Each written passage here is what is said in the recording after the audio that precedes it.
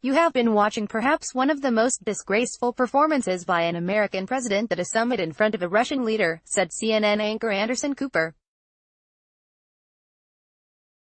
That was pretty much the standard reaction to the press conference President Trump held with Vladimir Putin in Helsinki.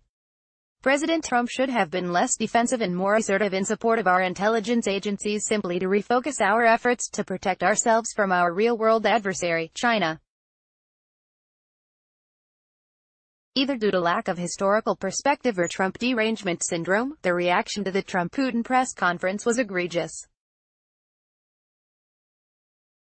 The principal reason we are concerning ourselves with Russia's election tampering is because Hillary Clinton lost.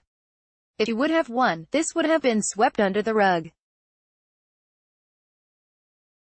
After all, President Obama did virtually nothing to stop Putin for 8 years, starting with capitulation on missile defense for our NATO allies. The intelligence agencies did virtually nothing to stop the hacking during Obama's term. For John Brennan, former director of the CIA, to carp about Trump's actions toward Putin when his operation was a near-complete failure under his leadership is the ultimate act of chutzpah. A major problem is that, akin to how Democrats have totally melded the idea of illegal immigration with legal immigration into solely immigration, they have successfully combined the issue of Russia's meddling in the election, which happened, and whether there has been collusion with anyone involved in the Trump campaign, which after over 2 years of investigation there is no proof of happening. Trump has not effectively decoupled the issues. In addition, you would think Trump gave away the store, half of Europe, like FDR did to Stalin in 1945. Let's get a little perspective. As delineated by David Hirschhorn in the left-leaning Politico, but the Russian president seemingly won nothing in the form of concrete concessions, no recognition of the annexation of Crimea, no rescinding of economic sanctions, no readmission into the G8, no recommitment by the U.S. to the Iran nuclear deal, no reversal of Trump's opposition to the Nord Stream 2 gas pipeline, not even a firm commitment on new cooperation in Syria, which Putin had made a priority. In fact, the only discernible action after the summit was the announcement of $200 million of military aid to Ukraine. The U.S. also rejected Putin's suggested referendum in eastern Ukraine, which would be perceived as rigged by most of the world. Not exactly appeasement to Putin. With the attempt to excuse the Clinton loss and other malfeasance by the Democrats, we have lost total perspective on this issue. As stated by Steve Cohen, NYU professor emeritus of Russian studies, I've never seen anything like it in my life. The reaction by most of the media, Democrats and anti-Trump people is like mob violence. Cohen said it's been common since World War II for the U.S. president to meet with the leader of the Kremlin, in order to avoid nuclear war between the two superpowers. Was it more important that Trump avoid war with Russia, or for him to stick a finger in Putin's eye over hacking done in 2016? I pick staying out of war to be more important. For those who would argue that these positions are soft on Russia, let me refresh your recollection. This column has called for re-establishing the missile defense system in Poland and the Baltic states and for arming the Ukrainians. The idea of moving some of our troops to Poland from Germany makes tremendous sense to further deter Russian aggression. More importantly, the perverse focus on Russia because of the embarrassment of the Democrats has allowed our true one adversary, China, to skate. Dan Coates, director of national intelligence, stated that there are 4 countries, Iran, North Korea, China and Russia, that are actively cyber-attacking our country. One must ask why the focus is on one country and the others can slide, particularly China, the biggest.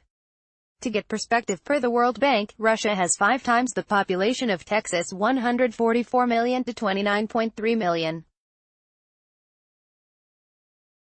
Yet the GDP of Texas is $1.7 trillion compared to Russia's meager $1.28 trillion. Compare that to China. The population as of 2016 is estimated at 1.379 billion. The GDP as of 2017 was reported at $12.2 trillion, which is nearly 10 times the GDP of Russia.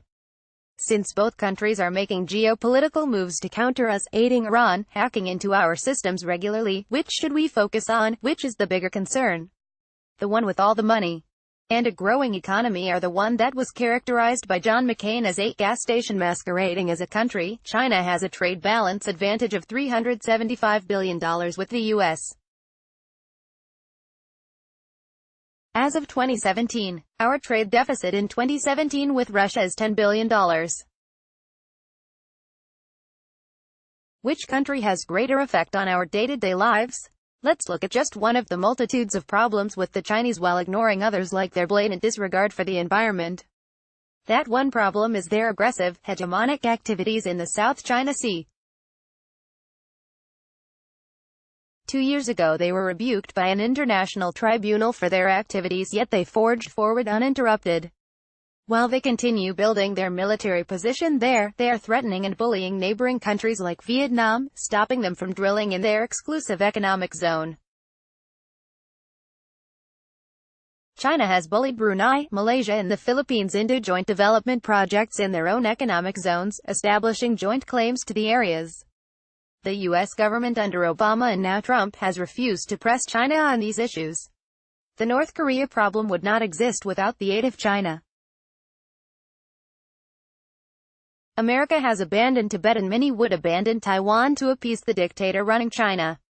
China goes virtually unchallenged on these issues while our country focuses on Russia as if a tornado were bearing down on us. It is legitimate to question whether our president should meet with a leader who runs a foreign country like Putin with a record of deplorable actions a mile long. That choice by our Constitution is the president's. I happen to believe talking nice while exhibiting strong policies is preferable to not talking and appeasement. If you don't like Trump's choices, show up on November 3, 2020. In the meantime, the disruption in our society over 2016 election meddling that has been determined to at best have had minimal effect, if any, feeds the narrative on which Putin thrives. Continuing accusations of collusion that have been investigated for 2 years with no charges being filed, and name-calling President Trump as if he is a Judas, hands Putin further vindication of his tactics. Democrats, and never Trumpers, you need to do some introspection as to who is really aiding and abetting the Russians.